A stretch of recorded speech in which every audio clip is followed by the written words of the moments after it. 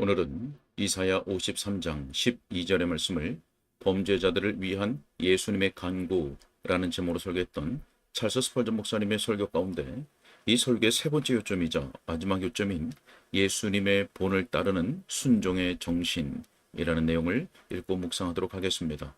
먼저 본문의 말씀을 읽겠습니다. 그가 범죄자를 위하여 기도하였느니라. 아멘. 설교 내용을 읽겠습니다. 자, 세 번째로 본문의 말씀이 우리 마음을 감동하여 우리가 그분의 본을 따르는 순종의 정신을 가지게 되기를 빕니다. 저는 그분의 본을 따르는 순종이라고 말합니다. 왜냐하면 그리스도의 본보기는 기록된 그분의 명령과 마찬가지로 우리에게 구속력이 있는 가르침으로 실현되어야 한다고 여기기 때문입니다. 그리스도의 삶은 그리스도의 제자라고 고백하는 모든 사람들의 규범입니다. 그리스도 안에 있는 형제들이여, 여러분에게 실제적인 문제들을 제시할 터이니 여러분은 하나님의 성령의 도우심을 힘입어 그대로 실천하도록 애쓰지 않겠습니까? 첫째로, 당신의 주님은 범죄자들을 위하여 기도하십니다. 그러므로 당신은 당신을 대적한 모든 범죄자들을 용서함으로써 그분을 본받으십시오. 누군가 당신에게 잘못을 범했습니까? 그 잘못에 대한 기억을 가능한 머리에서 지우십시오. 어느 누구도 사람들이 그분에게 해를 입힌 것만큼 당신에게 해를 입히지는 않았습니다. 굳이 말하자면 당신 자신도 그분에게 해를 입혔습니다. 사람들이 당신의 손과 발을 십자가에 못 박지는 않았고 당신의 옆구리를 찌르지도 않았습니다. 만약 그분이 아버지 저들을 사하여 주소서라고 말씀하셨다면 당신도 그렇게 말하는 것이 당연합니다. 당신은 1만 달란트를 빚지지 않았습니까? 하지만 그분은 당신의 모든 빚을 탕감하셨고 그 무거운 부담이 되는 경비를 지불하게끔 하지 않으셨습니다.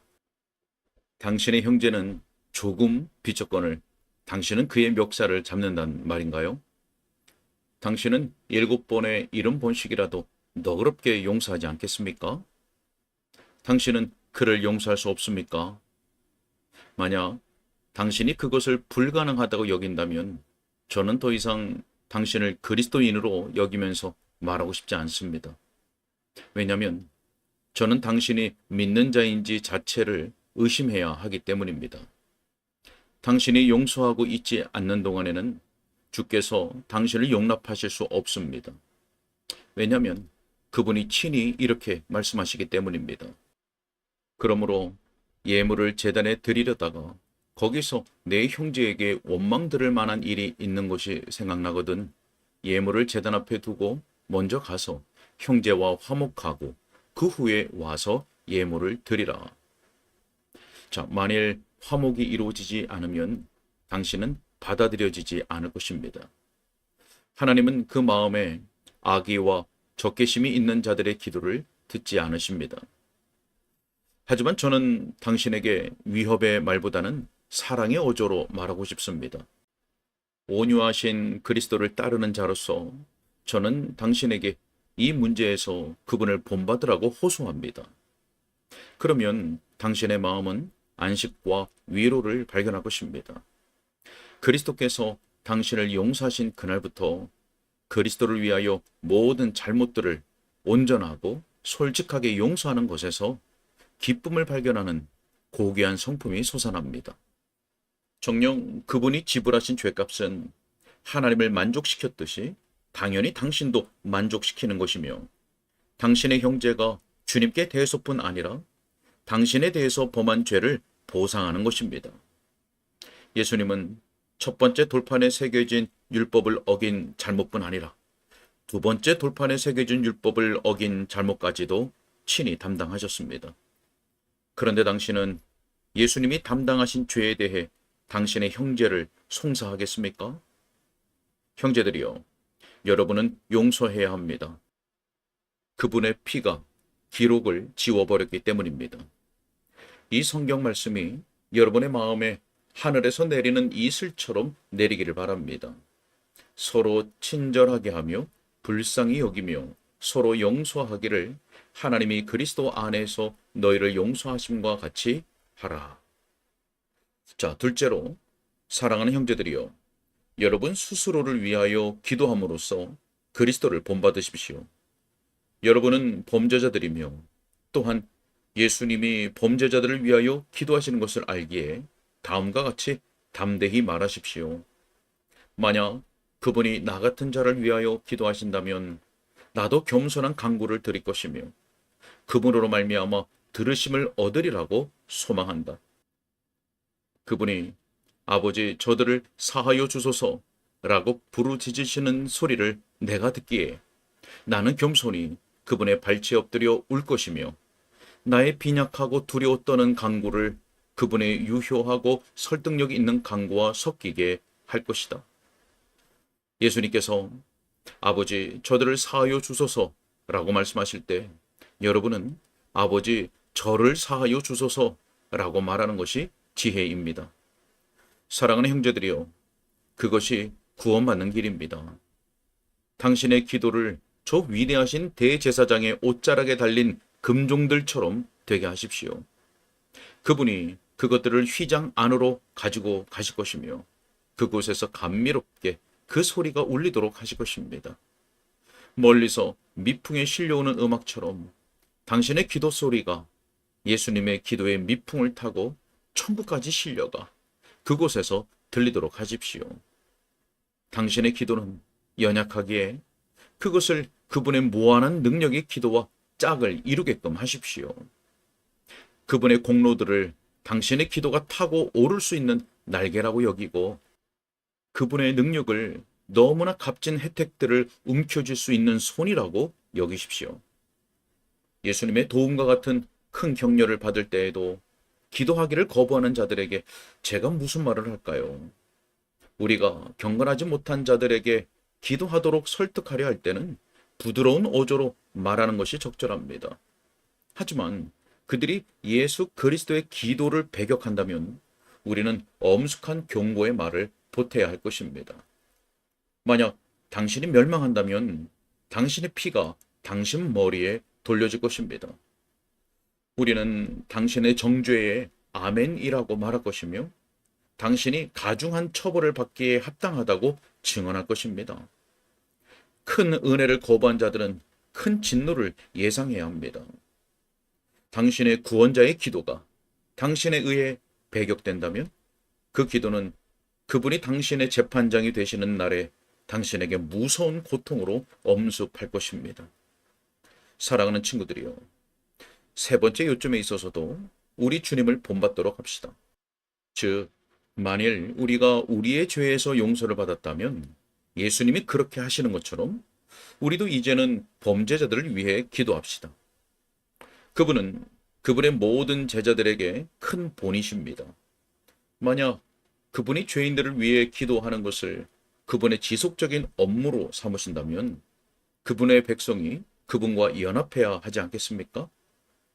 저는 기억의 방식으로 여러분의 순수한 정신을 자극하여 여러분이 수백 명 혹은 수천 명으로 모여 기도하게 되기를 바랍니다. 결코 우리의 기도 모임을 쇠하게 하지 맙시다.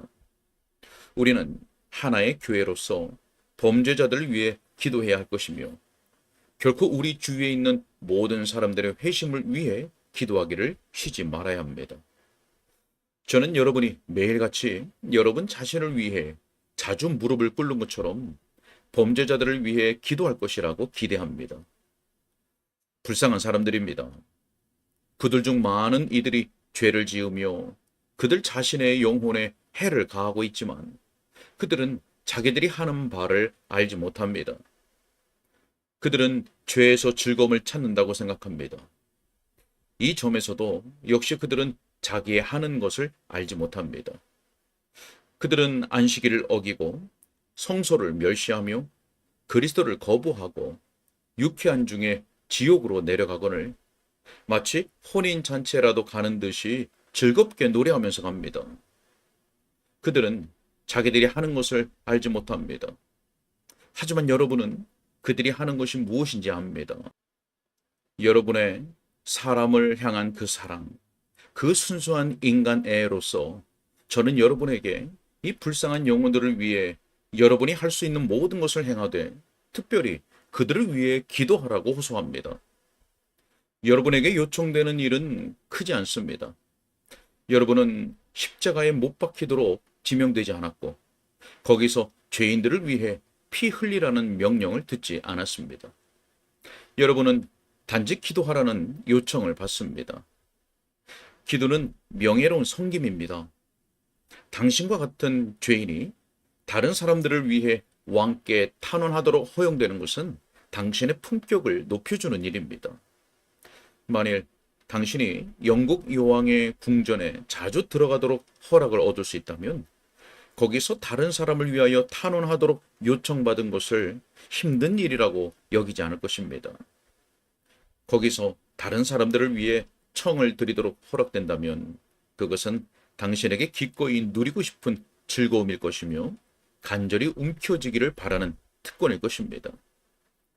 자, 아브라함이 서서 죄인들을 위해 간청했던 곳에 서십시오.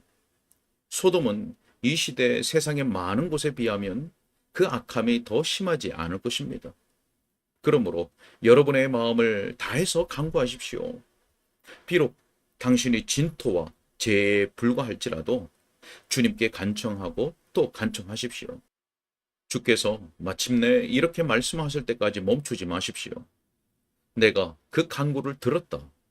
내가 그 도시에 복을 내릴 것이다. 내가 수백만의 사람들을 구원할 것이니 내 아들이 영광을 얻을 것이다. 자, 할 말을 다 한 것이 아닙니다. 좀 더 해야 할 말이 있습니다. 사랑하는 친구들이요. 만약 우리가 다른 사람들을 위해 기도한다면 그 기도에 그들을 위하여 선을 행하는 것을 결합시켜야 합니다. 왜냐하면 주께서 범죄자들을 위하여 기도하셨다는 것만 기록된 것이 아니라 그와 더불어 그가 많은 사람의 죄를 담당하였다고 기록되었기 때문입니다. 우리가 죄인들을 위해 기도하면서도 그들을 가르치지 않고 그들을 각성시키기 위해 우리 스스로 애쓰지 않으며 혹은 그들의 회심을 위해 아무런 희생도 하지 않는 것은 우리 편에서 단지 하나의 형식에 불과할 수 있습니다. 우리는 가진 능력대로 행함으로써 우리 기도의 진실성을 입증해야 합니다.